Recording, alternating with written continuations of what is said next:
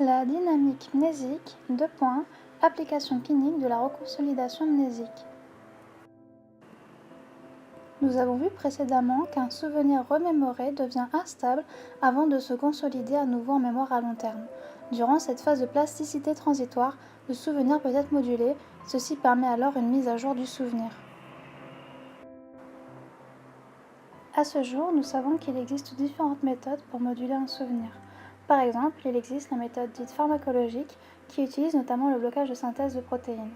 Il y a également les méthodes comportementales qui utilisent par exemple l'extinction, le contre-conditionnement ou encore la psychothérapie. Les méthodes pharmacologiques présentent un intérêt pour les états de stress post-traumatique. Ils se définissent comme un trouble anxieux consécutif à un événement ayant été perçu par un individu comme menaçant sa vie ou son intégrité physique et ayant entraîné chez lui une sensation intense de peur, d'horreur ou d'impuissance.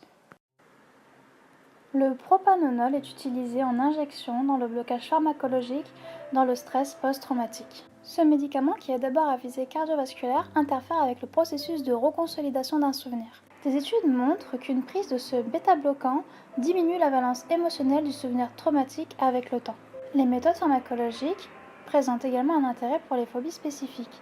Les phobies spécifiques se caractérisent par une anxiété cliniquement significative provoquée par l'exposition à un objet ou à une situation spécifique redoutée, conduisant souvent à un comportement d'évitement.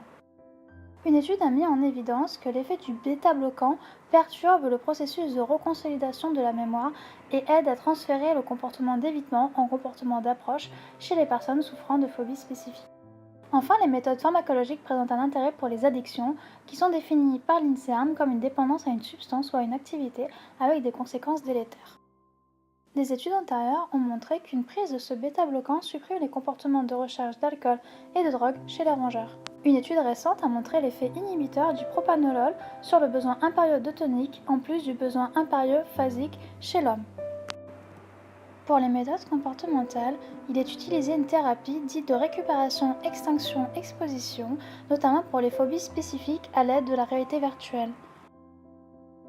Une étude récente a montré que la réactivation de la mémoire du stimulus traumatique avant la thérapie d'exposition augmente l'effet de la thérapie d'exposition au niveau physiologique. Cette thérapie à récupération-extinction a également montré son intérêt dans les addictions.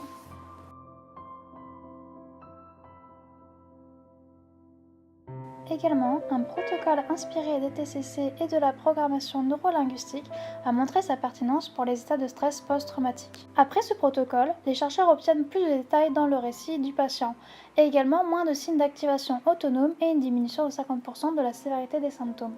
Ils soutiennent également un maintien des bénéfices dans le temps et un pourcentage non négligeable ne rentre plus dans les critères d'état de stress post-traumatique. Enfin, via la thérapie MR-CBT dans la dépression, les chercheurs ont trouvé une réduction significative des idées suicidaires ainsi qu'une amélioration du bien-être et de la dépression.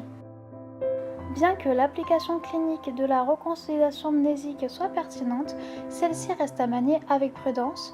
En effet, c'est une méthode pas suffisamment développée et qui peut potentiellement engendrer des conséquences néfastes.